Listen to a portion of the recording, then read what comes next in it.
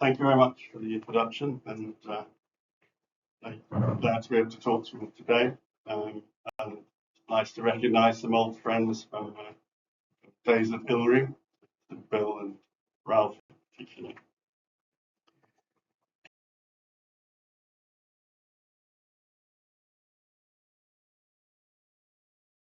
So what I'd like to talk about today is something around the status of the science of climate change, particularly as it affects agriculture. And I'll maybe skip over some of this fairly quickly. So I'll talk about the sixth assessment report, which was the last one to be done, to be completed. Something around what some of those the gaps are that remain that may be fixed up in the next cycle in 2029 or so. And then really thinking about what is it that drives climate action or climate inaction in many ways. And then I'll talk briefly about an expert panel, and they came up with some, I think, quite useful ideas about how we might approach some of these difficult issues in the future. So many of you may be aware of the IPCC reports. This is just a sort of a summary statement.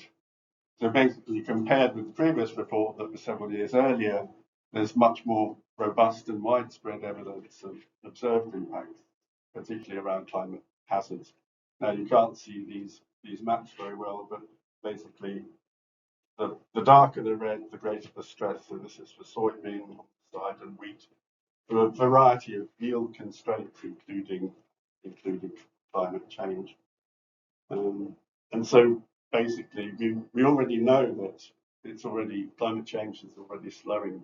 It's in the process of slowing agricultural growth, and we're looking at more impacts in the future.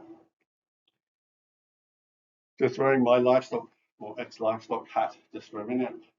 In terms of observed climate change, not only on crops, but also on livestock. So things listed here, such as encroachment of woody plants on grazing lands, which has or may have big impacts on fodder availability. In the dairy systems, particularly in tropical, subtropical systems, dairy production is suffering because of heat stress, and I'll return to this a little bit later.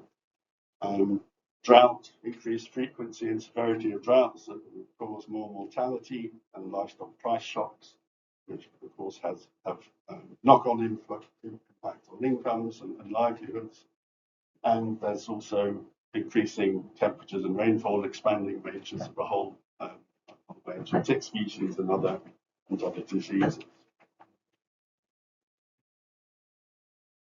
So again, a bit of a complicated diagram, but really, again, just to summarize, these are observed and these are not projected. So if you look at the impacts on water scarcity and food production, there are various things there: water scarcity, crop production, livestock, and the dots show the colours in the dots show the confidence in attribution, and then the impacts are either negative or positive or negative, depending on context. But really, just to highlight that for Africa in particular, right across the board, the impacts of climate change are negative on human systems, although the amount of the confidence in the attribution, of course, varies a lot because of changes or uncertainties in the knowledge base. When we start to look at future climate risks. I mean, many of these things, or all these things, will be familiar probably. Increased exposure to heat stress because of increasing temperatures and changes in humidity. We know about water scarcity, particularly regions that are relying on snow melt. See significant declines in water availability by the middle of the century. Food security, which I'll come to in a little bit, and flood risk. So you already have 1 billion people living in low-lying cities or on small islands, and obviously they're at some severe risk of future climate changes. By the way, I'm very happy to. I'll make this the slides available to people if they're interested. So don't bother taking it. Again, just from on the livestock, again, it's really the colours. The darker the colours, the more number of days per year by the end, towards the end of the century, where these livestock species will experience extreme heat stress. So that's in other words, that's the combinations of temperature, humidity, and solar radiation that will significantly affect production and welfare of the animal. And you can see, you can't see details, but in particular regions, for example, cattle in those large parts of South America, a lot of the Sahel, where you're going to see big increases projected in heat stress. In fact, if you look at the sort of West African Sahel, for all the species that are there currently, there's going to be serious implications for livestock production. It's not only animals, it's almost very similar sorts of patterns for the human work capacity. Again, this is from work of a colleague. So this is on the growing season for the 90 hottest days consecutively in a year. So this is for years around 2000, 2050, and 2090. This is under a high greenhouse gas emission scenario. You can already see, I mean, there are parts of tropical Africa where the productive work capacity is already seriously affected because of heat stress already.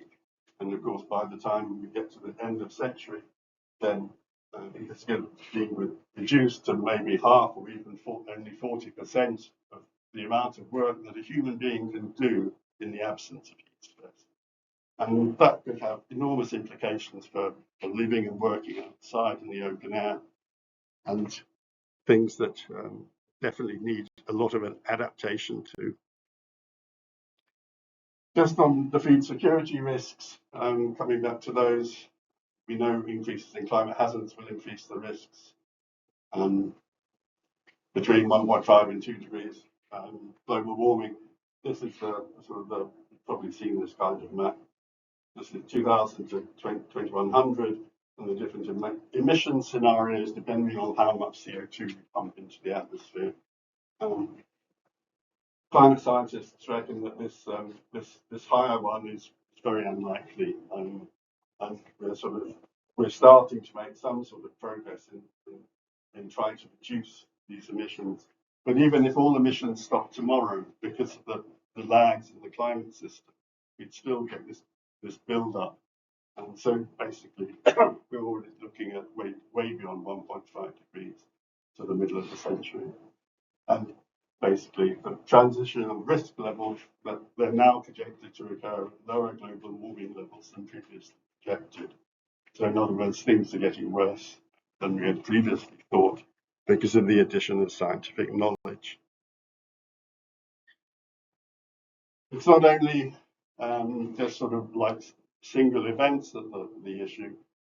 There's more evidence of what happens when you get complex and cascading events. So in other words, multiple climate hazards affecting human and natural systems, simultaneous reductions in food production in different parts of the world, perhaps coupled with labour productivity losses.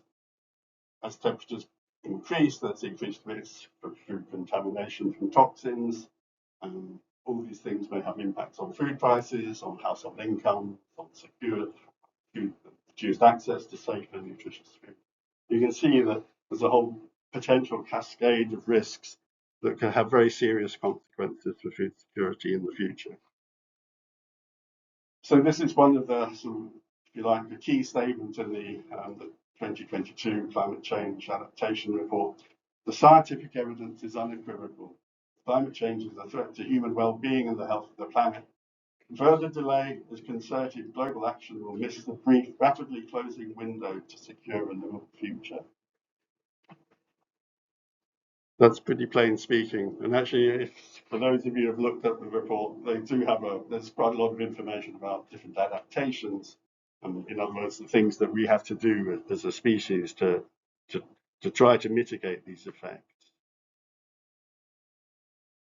So briefly, that's sort of what we've known for the last few years. The next cycle of the IPCC is the seventh assessment report, and that's due towards the end of this decade. So just thought it would be worthwhile highlighting just a few gaps. There's still a lot we don't know about climate, and in particular, perhaps probably read about some of this even in the popular press, around climate sensitivity, which is essentially the surface temperature change for a doubling of CO2 concentration above pre-industrial levels.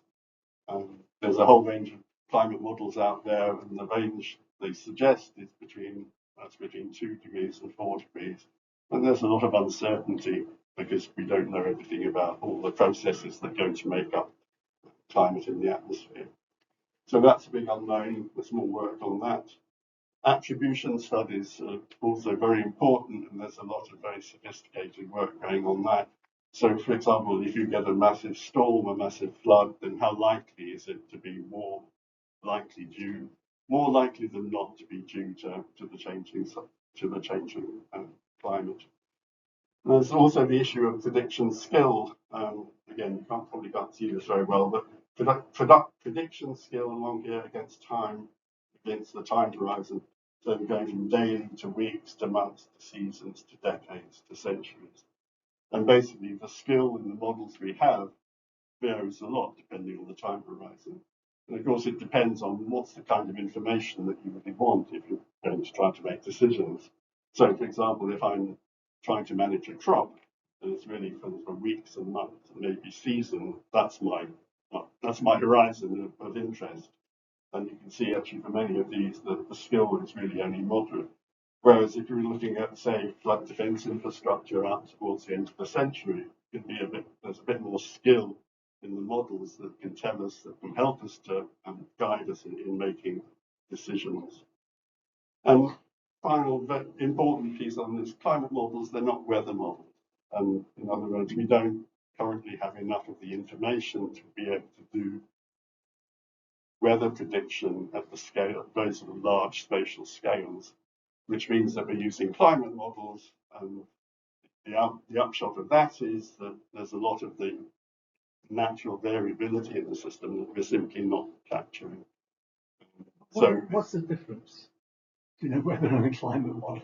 Okay, well, a climate model is basically it's projecting climate. So it's changes, sort of monthly changes in temperatures, in rainfall amounts. Whereas what the Met Office in the UK use, they use models that have a daily time step. So and you can see over the daily, we know pretty well what's going to happen today, tomorrow, and the next couple of days maybe, because the Met Office has models that can simulate those processes. But when you push that out into like 10, 20, 30 years into the future, we don't fully understand the processes that are operating at those longer scales. There's a lot of, I won't go through these in any detail, but there's a lot of gaps in terms of the impacts and adaptation. I'll just highlight the economic costs of climate change impacts in the crop and livestock sectors. There's a lot of information we don't really have about that, just largely because there's so much context dependence. It depends on the soil type, it depends on the farming system, it depends on the policy environment, so on and so forth. Also, how effective is it to put together a range of different adaptation options, and particularly what's their limit in terms of being able to actually deal with the climate changes that are coming down the track. We don't know very much about value chain impacts we know far more about production impacts of the climate change than on, for example, the processing, storage, transport. But all these things can be affected by climate change in different ways. And perhaps also in the development context, gender dynamics of adaptation and mitigation options. These are, to a large extent, are largely unstudied still. Just say something very briefly about data. In terms of a big gap, I mean, the centrality of food production data is fairly obvious in terms of being able to make decisions and being able to monitor what's happening. And there's a lot of information, or there's some information on crops and livestock and agriculture and fisheries data, and that can be used for a whole range of different decisions. And this data can come from agricultural censuses, from surveys, and we're now in the stage where there's a lot of satellite data that's being used. Sensor, the cost and of sensor technology means that those can also collect huge amounts of data. And there's other sources such as crowdsourcing and so on and so forth. So although there are all these new techniques, in lower income countries, we're still lacking a lot of the, sort of, if you like, the primary information that we need. And just a couple of examples here on agricultural emissions data.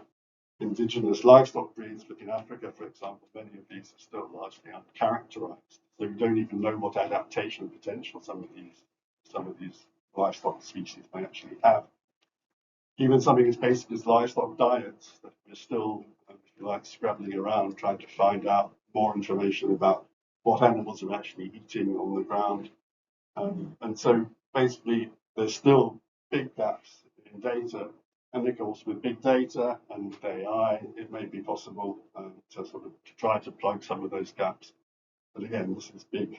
This is a big issue for the coming years. I thought also I'd just say something briefly about another big gap. The concept of climate resilient development pathways was developed by the IPCC, or maybe 10 years ago. And it's the idea that linking climate action to sustainable development. But it's not so much sort of, we know where we want to get to, we know where we are now, but the issue is how do you actually get there? How do you get there in a way that is safe, that is just, and that actually is feasible, given all the constraints that affect food systems?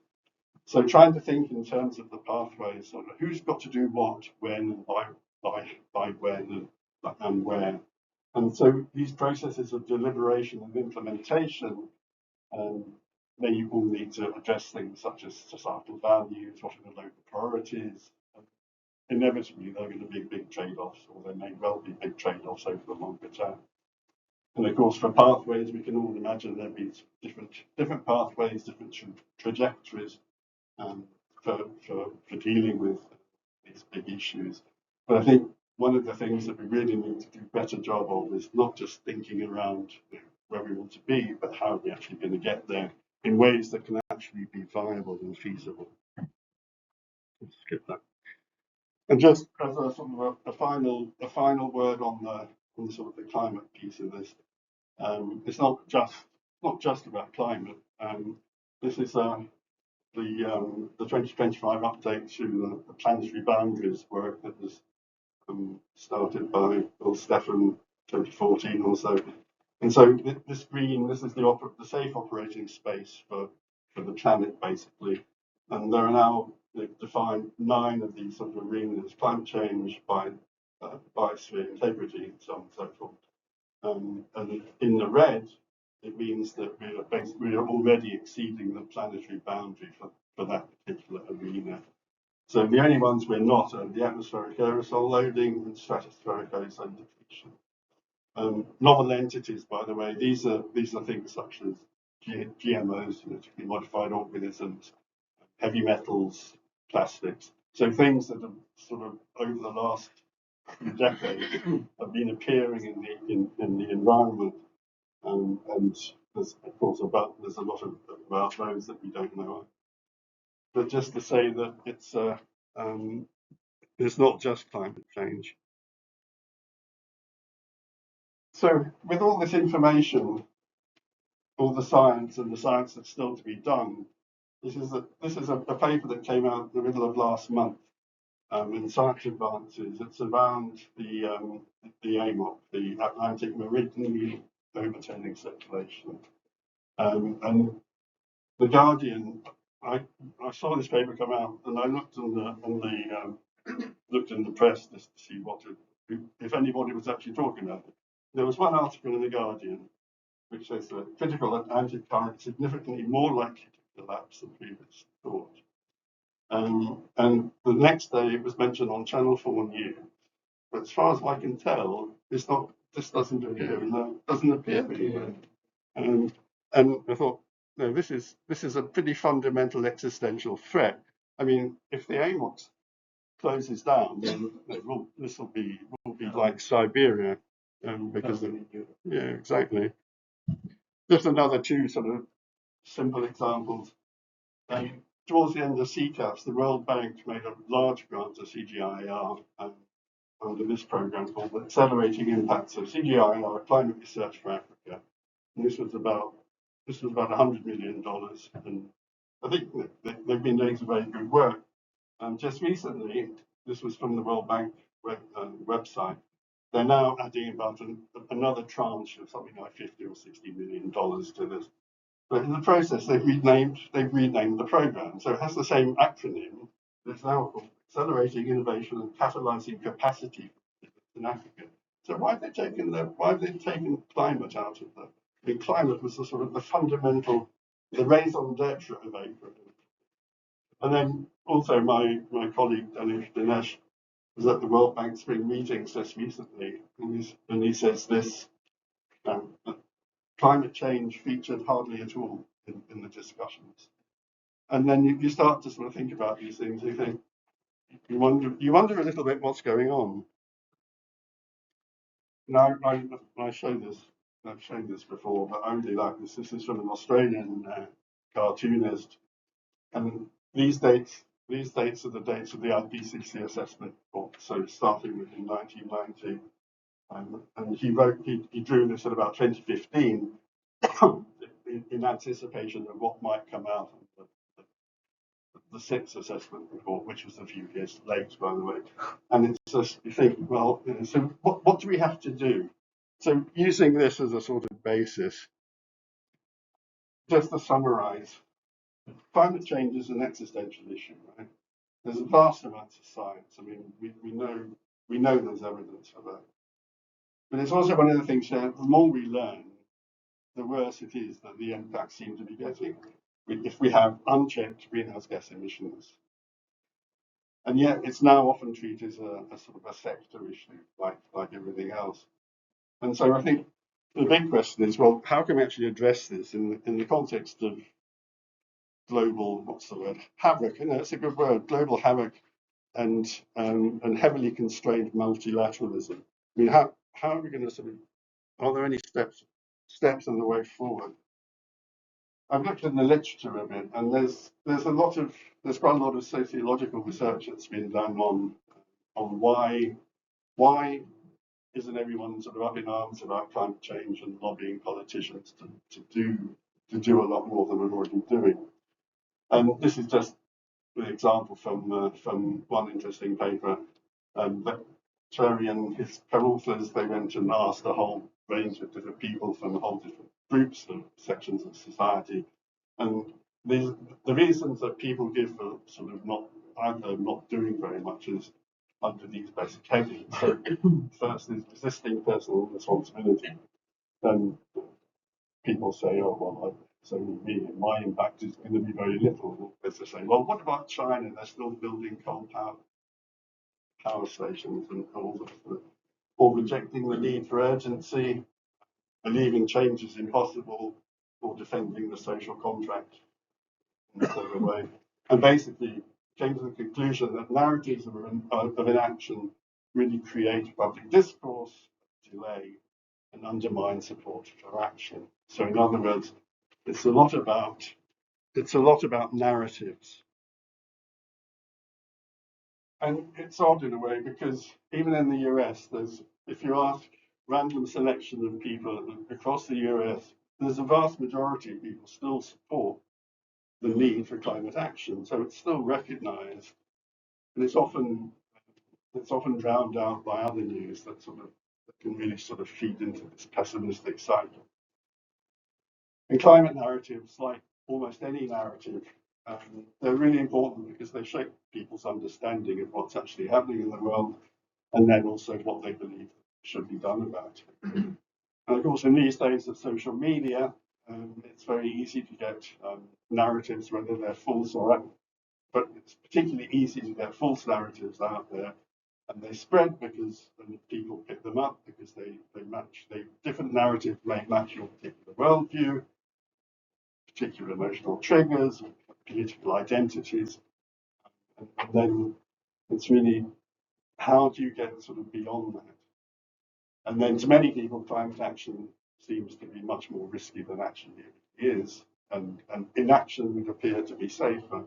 But then a follow-on problem for that is that the public trust in science and institutions just gradually becomes eroded over time. So what can we do? I think narrative integrity is a key piece of this, and in a way, it really needs to be treated as part of climate governance, because basically it's quite clear that climate action is not going to succeed without addressing the narratives that surround it. And one of the things that seems to me, it's really trying to make the impacts of climate change not sort of, it's fine looking at maps of mid-century, end of century. And actually, the changes are happening now, although it's sometimes, in many cases, it's sometimes perhaps difficult to really to make this link between what's actually happening and the impacts that it's already having. And so, really trying to promote a narrative around climate as a sector, which it is, but it's critically entwined with many of the other sectors that support life on this planet. So, as a sort of one response to this, TAAI, which is a small think tank based in the Netherlands, convened a small high-level workshop in Costa Rica in May last year, really trying to think around if we were going to sort of make a reset for instigating change in the whole climate food agenda, how would we go about it? And it had widespread participation, even though it was a pretty focused meeting. And the idea was really to try to identify what are these barriers to transformative action, climate change and food systems, given that we know they're entrenched in interests, there's lack of coordination, lack of awareness, and so on. And a major conclusion of that meeting was that discourses and conversations around this nexus, we need new framings. And subsequent from that, we Climate basically developed a perspective article, and a fair bit of what I'll say over the next few minutes is really taken from that. So if we need to modify the climate and food system narrative, how do we go about that? Well, one place I started looking was looking in the literature, and there's a growing literature on this idea of food system narratives and climate narratives. And it's probably because I think it's starting to become much wider or much broader recognition that the changes that making just sort of small changes at the margin is not going to be enough for the changes that we actually need to see. But at the same time, this idea that behavioural change is driven largely by worldviews and socioculture as well as preferences, and that behaviour can well be modified by appropriate narratives that can result in beneficial outcomes. It's very easy to say things, well, we need to change the narrative, but how you do that is exceptionally difficult. And it's often sort of after the event, points to one or two things and say, oh yes, that's why. In fact, and I'll show an example of that in a minute. So from this very informal look into the literature, this is this 10 of what's probably a very large number of different narrative framings around climate change and food.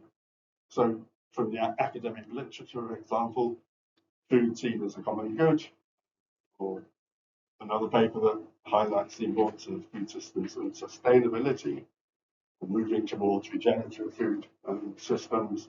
And then there are a whole host of organizations with website presence, and these are like some of the banners that these different organizations have. And it's not to say that this list is exhaustive, but it's a range of different viewpoints on what narrative framings might be worth looking at. They have different action orientations, so there are some around the sustainability angle, there are some around the justice angle, there are some around the importance of really great communications to get different new messages across. So from all this, what we tried to distill was a few sort of high-level elements that may apply across the contexts. Now, these aren't the actions themselves, but they're the sort of, if you like, they're the building blocks of things that might well be worth pursuing in the pursuit of trying to see if we can't modify climate action narratives. And I'll just go through these. I'll go through these fairly quickly.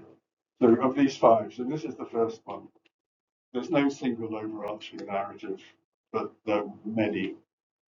And it's, when you think about it, that's totally logical. It's reflective of the fact there are no silver bullets. If there were simple solutions to these problems, we probably have found them by. And it's fairly obvious also that different narratives will resonate with different types of actors. So if I'm a farmer, for example, the things that will bother me about the impacts of climate change will be very different from me as a consumer. And in fact, all the way through the different actors. So you need different narratives for people, different perspectives. We also know that narratives will differ by context. So whether we're here in Northwest Europe or whether you're in tropical farming systems, you'll need different narratives because those contexts are extremely different, very different. And then, of course, the issue is how do you align some of these different views, these different beliefs, these different objectives. This is really just to highlight that basically everybody is involved. We're all part of that. We're all actors in the food system, and some of us may be producers as well as consumers. This is from Brian Keating and colleagues in 2014. So this line just shows global food demand for the balance per year, and this was done about 2014. So he came up with the idea of you need wedges. How do we break down this extra food demand? And it was, he identified these three sort of wedges. So first is reducing the demand trajectory. Well, there's lots we can do there. We can try to minimize food waste. We can try to reduce overconsumption in some human diets. There's filling a production shortfall. Well, we know there's plenty of yield gaps in many tropical parts. Avoiding losses from the current production level. So are there ways we can avoid soil and water degradation and so on and so forth? And there are lots of different ways that people have proposed that we could fill these wedges. But I think again, the key thing is there's all kinds of different things that need to be done. It's not one thing is going to do the job. The second thing that we found that was quite common across these different narratives was expanding the role of sort of local food systems, localism. The various benefits to this, you're making use of local skills and knowledge, defining, like in the place in Edinburgh where I live, food banks are now starting to grow some of their own food, and involving people in the community. And once you start promoting participation of local people, then you get far more sort of buy-in and people much greater understanding of what some of the benefits can be. Because of local production, you can reduce the environmental footprint of some of the food value chains. And one of the issues there is then increasing the local governance of food systems and then particularly linking it to national policy. That's particularly important in lower income countries. Just a couple of examples. There's been quite a lot in the press recently about urban and peri-urban agriculture. Again, increasing the resilience of local food security, and obviously big differences in context between sort of the higher income countries where controlled environmental agriculture sometimes sometimes managed by robotics and AI, whereas in lower income countries, urban, as you all know, urban agriculture often takes place in some very informal ways with almost no state funding or encouragement. Nairobi is a great example. So there are figures of number of livestock within Nairobi city boundaries. It's a phenomenally high number, but there's no regulation. People are managing to survive somehow, but with a bit of state intervention, I think a lot more could be done. Also, this idea of localized modernity, so hybrid food systems that mix traditional and modern foods and technologies. Some work from Laura Pereira, colleagues in South Africa, where they're looking at the role of local indigenous and traditional African food crops in South Africa. And there's a range of benefits of the third high-level element is this one of addressing food system justice. So food is an existential and common good. We all need food. And at the same time, we know that change can be massively disruptive. Almost any innovation in history that you dare to think about, there's almost always winners and losers. And so, if you're promoting big changes in food systems, then how do you protect the socially disadvantaged as well as the losers from that technological change? And there'll inevitably be trade-offs and unintended consequences that need to be identified and navigated and addressed. And for this, there's a wide range of participatory approaches, and participation being really key to getting much more facilitate engagement, helping to manage complexity, building legitimacy, and basically fostering more inclusive. So in other words, what do we want? What do we all want the future to look like, both in terms of the environment and our food systems? And again, this is just a list of different approaches, from scenarios to gaming, which is becoming in this particular space in the climate food system space, the gaming is becoming quite. There's a lot of development in this area. And again, the details here don't matter. Don't matter. But I can happy to provide references for those of you who'd be interested. The fourth element is this importance of positive and inclusive messaging in terms of being able to shift the narrative. And just a good example of this, I think, is the smoking ban that came into force in this country and some others relatively recently. And in this, the cultural norm was able to be shifted, I think largely because of the expense of smoking and because of the health messaging. And I think quite rightly, it's seen as a big success in this country anyway. It has massively decreased, or seriously decreased smoking. But interestingly, in the literature, behavioural change, this behavioural change has been much slower to evolve among some lower-income sectors of society.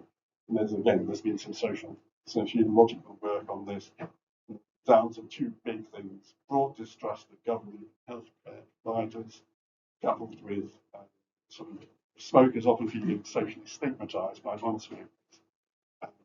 And then taken them together, says, well, no, pedagogy has its limits. People often don't want to be lectured about, you must do this. And also, social inclusion is really important, because without it, then putting across sanctimonious messages that we need to do this for the good of mankind, that's not going to cut it in context of society. So the point of being able to try to really match messaging and communications with your target audience, and trying to tailor your messages very, very carefully. And there's all kinds of ways you could do this in climate food system action, labelling, celebrating successes from other sectors, for example. And there's a lot of information from behavioural science and messaging communications in the supermarkets and asking us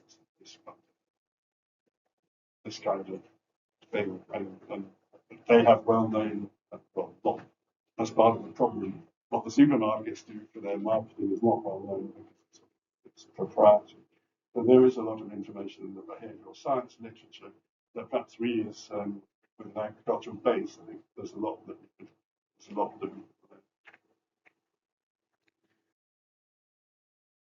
Just on this, just a couple of things in terms of the messaging. I mean, the last 10, 15 years, we have seen some great upheavals, potential great upheavals in just thinking of the 2008 financial crisis, the COVID crisis, and maybe the last 15 months, the sort of geopolitical crisis, call it that. These do provide sort of opportunities, but in many ways, it's are we well placed to actually be able to take advantage of these opportunities? And thinking through the role of tipping points, which is a big topic in climate science, but also in social systems too. And if you're going to try to convince a population that certain things really need to be done, you don't need to convince everybody. And there's a certain amount of work that suggests that if you can convince 25 or 30%, get a really committed core of people, then you can actually make a social change towards what you're trying to get. At the same time, there's quite a lot of empirical research that backs up the observation that belonging precedes belief. So in other words, if you've got groups of people who are belonging to a group and then beliefs sort of evolve within that group, then that can have that's a very effective way in many ways of trying to sort of spread particular messages.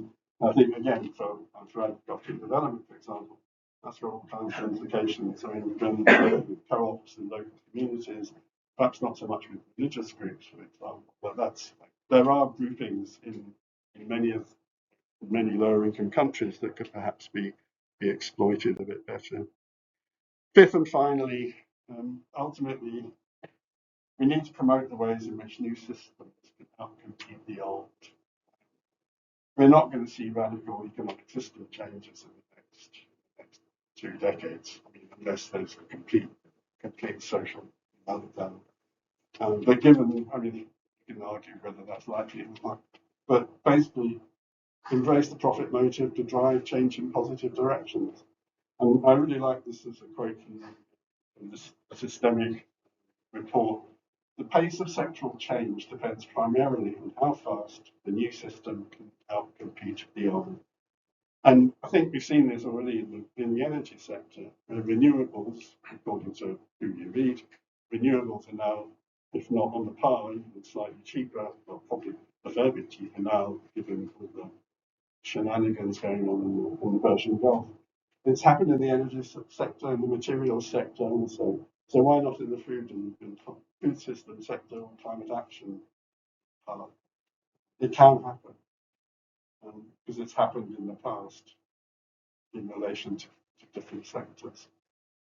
And there are various range of just 2 options of what could be done: realigning subsidies in agriculture at the global level, or even moving even slightly towards some truer cost accounting, so that we're really paying the appropriate prices for the food that's grown and produced and consumed.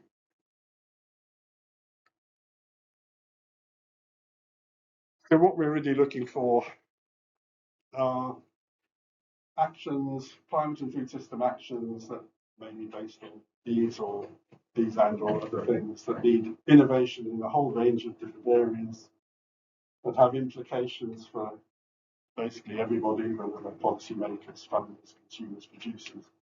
And ultimately to deliver, they've got to deliver on jobs, prosperity, decent livelihoods, and inclusiveness. I mean, for Africa, we're looking at another billion people by 2050. And the vast majority of those are going to be under 60. What are these people going to do? We have to, when we're thinking around, even if we're thinking in terms of food systems, how are we going to provide economic opportunities? So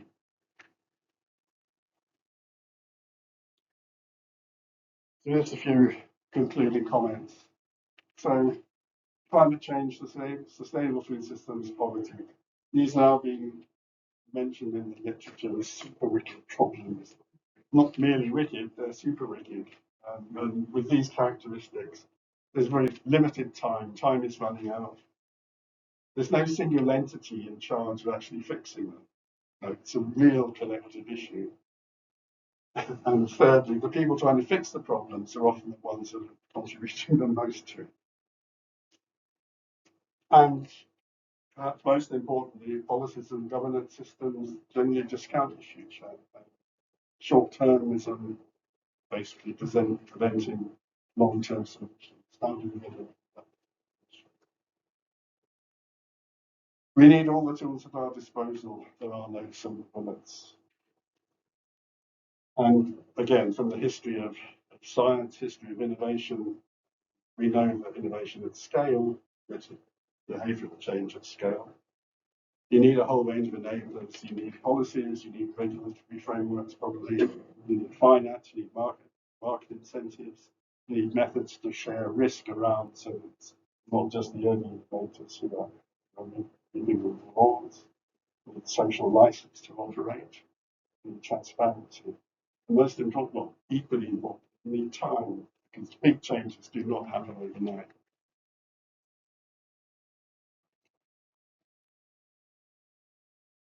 At the same time, we need to think about this idea of pathways.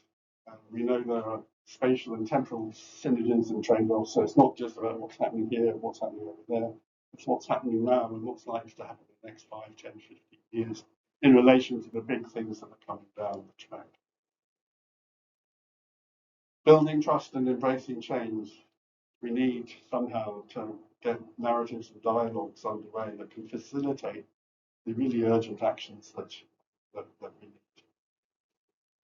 In terms of getting climate change back on the table, I think a lot of that could be around rethinking the whole idea of inclusivity and content and targeting messaging. I think we just haven't done a great job of that.